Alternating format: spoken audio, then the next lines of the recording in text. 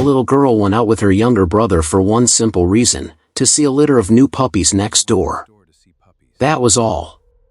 She never came back. 2 months later, only her bones were found in the woods, and her killer, 33 years later, is still walking free somewhere. This isn't an easy story to hear, but it deserves to be heard, because a family is still waiting for an answer. Her name was Holly Piirainen. Born in Grafton, Massachusetts, on January 19, 1983. Everyone who knew her says the same thing: she was a cheerful kid, easy to get along with. When all this happened, she was just 10 years old. August 1993.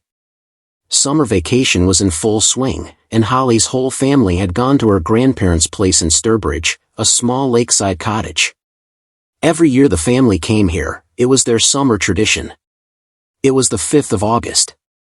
Nothing unusual about that morning, just an ordinary day. Holly left the cottage with her 5-year-old brother, Zach, because a litter of puppies had just been born at a house near Allen and South Shore Roads, and the two of them wanted to go see them. It was only a few steps from the cottage. At 11:45, Holly's father saw his daughter for the last time. No worry, no fear. Just the simple excitement of going to see some puppies. A little while later, Zach came back alone. Holly wasn't with him. At first, maybe no one thought much of it, kids wander off sometimes. But time kept passing, and Holly didn't come back. The family started searching on their own first, around the house, along the roads, through the neighborhood. Nothing turned up. Police were called, and within hours what started as a small search turned into a massive operation. Local police arrived, then Massachusetts State Police, then the Sheriff's Department, and units even came in from Connecticut and Rhode Island. A tiny cottage community was suddenly swarming with dozens of officers and volunteers. The search went on for days, then weeks. It was a large-scale operation involving multiple agencies. But nothing came of it, no witness, no direct lead. One thing did turn up, and it terrified everyone. One of Holly's shoes was found by the side of a road. Alone, abandoned. It made one thing clear: Holly hadn't gone anywhere on her own.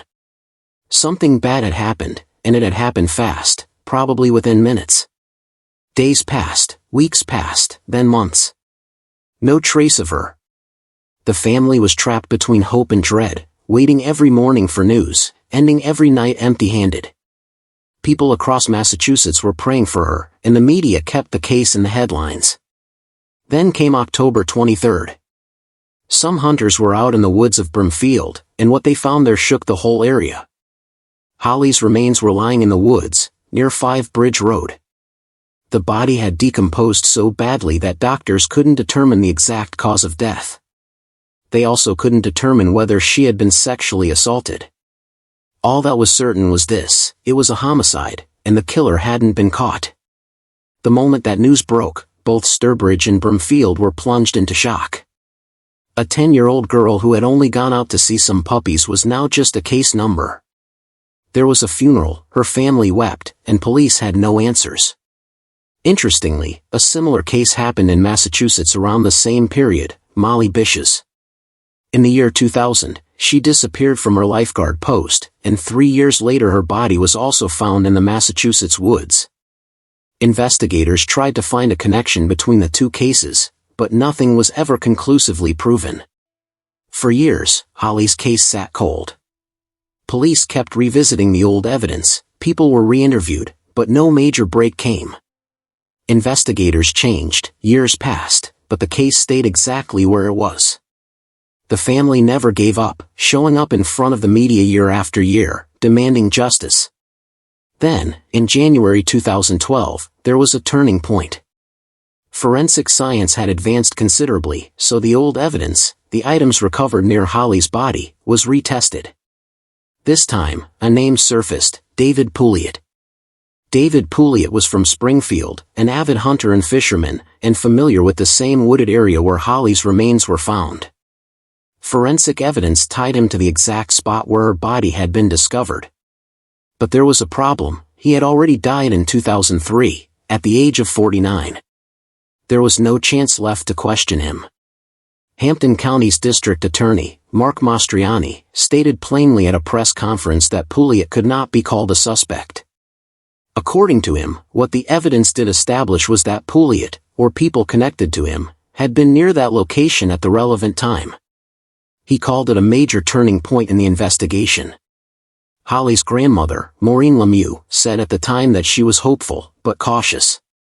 Massachusetts State Police spokesman David Procopio also said that this new evidence might jog someone's memory, or someone's conscience, since Holly's family had been waiting for justice for nearly 2 decades. Police appealed to anyone who had spent time with Pouliot between 1993 and 2003, or seen anything, to come forward. A state senator and representative jointly put up a $15,000 reward.